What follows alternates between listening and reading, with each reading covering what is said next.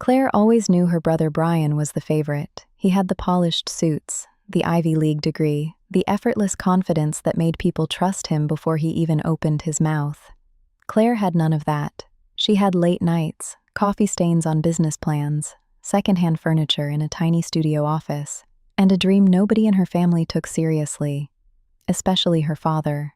The humiliation happened during Brian's promotion party. Crystal chandeliers glowed above a room full of executives while jazz music floated through the air. Everyone was celebrating Brian becoming senior vice president at their father's company.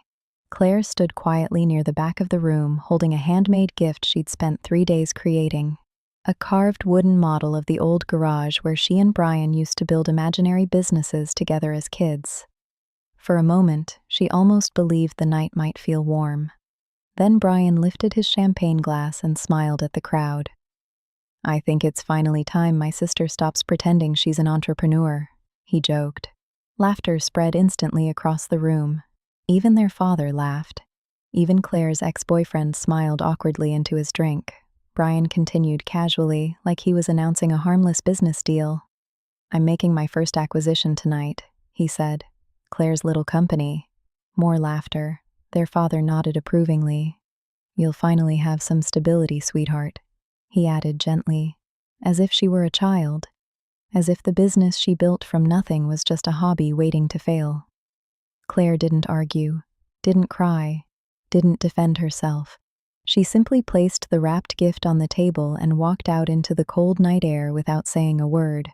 And somehow, that silence changed her life more than any argument ever could. Because sitting alone in her car that night, Claire finally realized something painful. Her family had mistaken her kindness for weakness. They assumed that because she stayed quiet, she had no power. What they didn't know was that Claire's little failing business had secretly paid for her father's medical treatment the previous year when the family company struggled financially. She never told anyone. Not because she wanted recognition, because she genuinely loved them. But love without respect eventually becomes emotional exhaustion, and for the first time in her life, Claire stopped trying to earn approval from people determined not to see her clearly. The next morning, Brian and her father arrived at her office expecting paperwork and easy signatures. Instead, they found locked doors. Brian rattled the handle in disbelief while their father demanded answers over the phone. Claire watched quietly from the second-floor window. For years, everyone assumed Brian understood business better simply because he looked successful, but Claire had built carefully, strategically, every patent, every client agreement, every licensing contract, all legally protected under her ownership. The business wasn't theirs to take. It never had been. That same morning, Claire sent a calm email to her clients and team. "All company operations remain fully independent and under my leadership. Thank you for continuing to believe in what we are building together. No insults, no drama, no public revenge, just clarity." And strangely enough, that professionalism made people trust her even more. Within days, something unexpected happened. Clients started reaching out privately, not to leave, to support her. Many admitted they had always viewed Claire as the true creative force behind the business. Investors who once ignored her suddenly wanted meetings. Employees defended her publicly online. Because while Brian had spent years building an image, Claire had quietly built trust, and trust lasts longer than appearances. The conflict with her family eventually became legal. Lawyers exchanged letters, accusations surfaced, painful conversations unfolded. But beneath all of it was a deeper truth nobody wanted to say out loud. Claire's family never expected her to succeed independently, especially not without them. That realization hurt more than the betrayal itself. One evening, after another exhausting meeting with attorneys, Claire sat alone in her office, staring at the handmade wooden gift Brian never opened, the tiny carved garage, the chipped paint, the little details nobody else would notice. It reminded her of who she used to be before ambition became something her family mocked. And for the first time in years, she cried, not because the business was struggling, because she realized how long she had spent shrinking herself emotionally just to stay accepted by people uncomfortable with her growth. But healing has a strange way of beginning. Sometimes it starts the moment you stop begging to be understood. Over the next several months, Claire's company expanded rapidly, not because she chased revenge, because freedom gave her room to finally lead confidently. She introduced profit sharing for employees, promoted young women into leadership roles, created mentorship programs for overlooked creatives trying to start businesses without wealthy connections. Her company culture became the exact opposite of the environment she grew up in. People weren't valued for status, they were valued for contribution. And slowly, Claire's story began spreading online. Articles appeared. Founder turns betrayal into business breakthrough. Podcasts invited her to speak about resilience and leadership.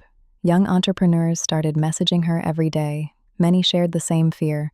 What if the people closest to me never believe in me?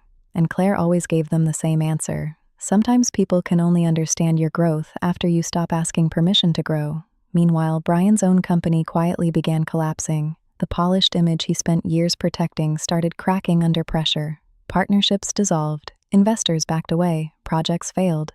Not because Claire sabotaged him, because appearances alone cannot sustain leadership forever. One rainy afternoon, Claire visited her mother's grave like she did every Tuesday. Her mother had been the only person in the family who truly encouraged her creativity before passing away years earlier. As Claire placed white flowers beside the headstone, she heard footsteps behind her. It was Brian. He looked exhausted, older somehow, not physically, emotionally. For several minutes, neither of them spoke.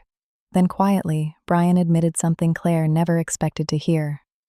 "I think I spent my whole life trying to become someone impressive, instead of someone real." Claire looked at him carefully.